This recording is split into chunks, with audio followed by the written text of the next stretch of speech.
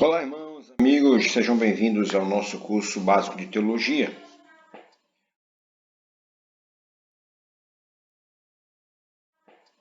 Hoje nós vamos estar mencionando a respeito do Evangelho de Marcos. Se nós formos fazer uma comparação, os filmes normalmente são classificados como curta, média e longa-metragem, de acordo com o tempo de sua duração. Se nós pudéssemos encaixar o Evangelho de Marcos em uma destas categorias, é provável que ele fosse um curta-metragem se comparado aos demais evangelhos. O seu relato é breve e em pouco espaço descreve a vida do maior astro que já passou na Terra, Jesus de Nazaré. E hoje nós vamos estar estudando o Evangelho de Marcos. Mas antes, você que está chegando aqui no canal e ainda não é inscrito, se inscreva, ative o sininho de notificação, deixe o like, faça um comentário e faça a sua pergunta. Qual a autoria e data da escrita do Evangelho de Marcos? De acordo com a tradição cristã, o autor deste evangelho é João Marcos, um bispo da igreja em Hierápolis chamado de Papias, por volta do ano 135, 140 d.C., ele descreve João Marcos como intérprete do apóstolo Pedro. Em Colossenses 4, 10 e 11, diz assim: Marcos era seu nome no contexto romano de fala grega, naturalmente pelo fato de ser judeu.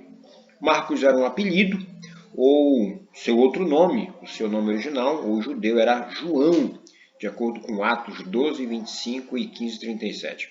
Em Atos 12, 12, há informações de que sua mãe se chamava Maria e os cristãos se reuniam em sua casa para orar.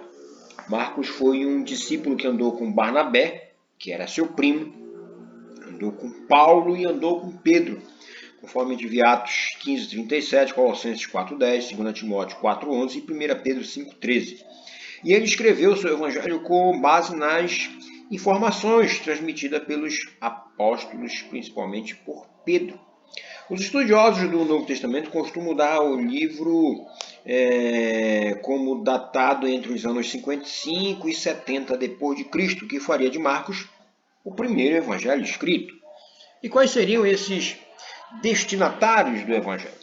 O evangelho em apreço pouco menciona o Antigo Testamento, que leva a entender que não foi escrito para os judeus.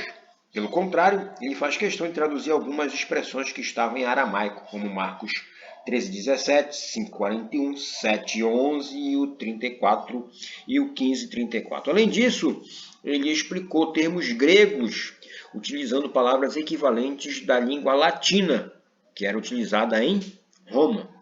Por esse e por outros motivos, entende-se que o público-alvo de Marcos era constituído de leitores romanos. Segundo tradições primitivas, os escritos de Marcos registram as pregações do apóstolo Pedro em Roma. Se pregação de Pedro lá mencionado por Marcos em Roma, então a gente pode entender que se ele escreveu seu evangelho em Roma, este é um outro forte indício de que seus principais leitores, ou os primeiros leitores, tenham sido os romanos. E qual seria então o propósito? Marcos tem como intenção principal responder a pergunta: quem é este Jesus? E para isto ele apresenta vários atos poderosos de Jesus que comprovam ser ele o Filho de Deus, aquele que tem autoridade para curar, expulsar demônios, dar ordens às naturezas e perdoar pecados. Depois nós vamos estar vendo as particularidades de Marcos. A primeira delas é Jesus em ação. Todos os evangelhos eles demonstram os atos de Jesus, mas Marcos apresenta um Jesus ainda mais dinâmico. A sua narrativa ágil, marcada especialmente pelas expressões imediatamente, logo em seguida, de repente, indica a rápida locomoção de Jesus. O ministério de Jesus consiste em ação, cuja finalidade era de curar, conforme te vê Marcos 1, 40 a 41, libertar do poder maligno, 9, 25 e 26, principalmente trazer salvação de Marcos 5, 34. É confortante saber que o Filho de Deus não era inerte diante das dores humanas. Qual a extensão? Marcos é o menor de todos os evangelhos. Ele não descreve a genealogia de Jesus, e nem detalhes do seu nascimento, sua infância. Talvez faz pouca menção dos discursos, as parábolas de Jesus. Conforme já dito, a sua ênfase são os atos de Jesus. Apenas 31 versículos são exclusivos deste evangelho, sendo possível encontrar os demais em Mateus e em Lucas. Mas nem por isso Marcos teve ou deve ser deixado de lado, deve ser lido, porque possui uma ótica própria a respeito da missão de Jesus Cristo. Né? E a introdução. Cada um dos sinóticos, dos evangelhos sinóticos, que são Mateus, Marcos e Lucas, tem sua própria introdução. E Mateus trouxe a genealogia de Jesus. Lucas menciona a gravidez milagrosa de Isabel e Maria. Marcos se propõe a apresentar o princípio do Evangelho de Jesus Cristo, Filho de Deus, por meio da pregação de João Batista. Marcos 1, de 1 a 8, diz assim: dentro do contexto romano, para quem o Evangelho foi encaminhado, é de se entender que Marcos começa apresentando o mensageiro, que era João Batista, e posteriormente o rei Jesus. Quando o rei está para chegar, normalmente se faz preceder de um mensageiro. E foi a partir do uso da palavra evangelho na introdução de Marcos que a expressão foi aproveitada para se referir aos outros livros que biografaram a pessoa de Jesus Cristo. Veja bem, no texto original, a palavra evangelho aparece apenas no livro de Marcos. Se nós formos usar a igreja primitiva, o termo que eles usavam era segundo Mateus, segundo Marcos, segundo Lucas, segundo João. Esse era o termo que eles usavam referindo aos evangelhos. Na palavra evangelho foi utilizada mais à frente. Aliás, era uma palavra grega. Ela foi utilizada primeira vez lá no Evangelho de Marcos, né? E depois foi usada pelas outras pessoas da igreja. Na realidade, a expressão grega seria kata, segundo ou de acordo, ou logo a seguida. Então, vinha o nome do evangelista. E no caso aqui dos evangelhos, o primeiro a chamar de evangelho foi Marcos. Depois nós vamos estar vendo a teologia de Marcos. A primeira dela é a natureza dupla de Jesus Cristo. Marcos apresenta com muita nitidez a dupla e plena natureza de Jesus, que é a natureza humana e a natureza divina. A multiplicidade de milagres descritos no decorrer da narrativa, a supremacia sobre os demônios, afirmações de que ele é o Filho de Deus e a sua ressurreição atestam a natureza divina de Jesus. Ao perdoar os pecados do paralítico, uma ação exclusiva de Deus, Jesus está ratificando a sua própria deidade. Por outro lado, Jesus é retratado como o Filho do Homem, expressão bíblica que simboliza a sua plena humanidade. Marcos 9,31 e o 14,62.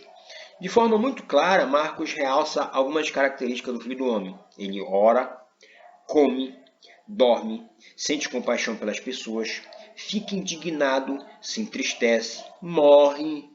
Jesus tinha uma família e o evangelista faz questão de descrever o nome de seus 4 irmãos, Tiago, José, Judas e Simão.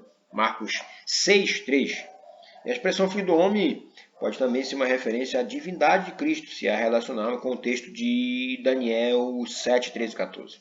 Né? Então, tudo isso nós vamos estar observando sobre a natureza humana e a natureza divina de Cristo. Depois a gente vai ver Jesus a publicidade. Fama, reconhecimento, riqueza, aplauso, sucesso são almejados por muitos cristãos atualmente. Não é raro nós vermos homens e mulheres de Deus cedendo à tentação da publicidade, tornando-se verdadeiras estrelas da fé. Né? Há ainda outros que têm uma necessidade de receber elogios, reconhecimento público por algo que realizaram em prol da obra de Deus. Se contrastarmos a vida e o exemplo de Jesus com as características que mencionamos, é notória a distância que existe entre o estilo de vida que foi proposto por Jesus. Em Marcos 3,12 diz assim: mas Jesus lhes advertia severamente que não o expusessem à publicidade. Outros textos comprovam que Jesus não queria que seus milagres fossem divulgados, como Mateus 1,34, 5,43, 7,36. O Jesus revelado em Marcos dava o exemplo de modéstia, tinha uma postura reservada, o que contrasta com a atitude de projeção pessoal do mundo. É preciso levar em consideração que um dos motivos pelos quais Jesus rechaçou a sua publicidade é que ele poderia atrapalhar o livre exercício do seu ministério, tornando-o alvo de perseguição antes do momento apropriado. Interessante. O outro seria o resgate. O ponto crucial deste evangelho está na declaração de que Jesus, filho do homem, não veio para ser servido, mas para servir e dar a sua vida em resgate por muitos, de 10:45 de Marcos. Jesus, em sua humildade, explica aos seus discípulos que a sua missão consiste em servir. A palavra grega usada é diakonesai, sinônima da palavra diácono.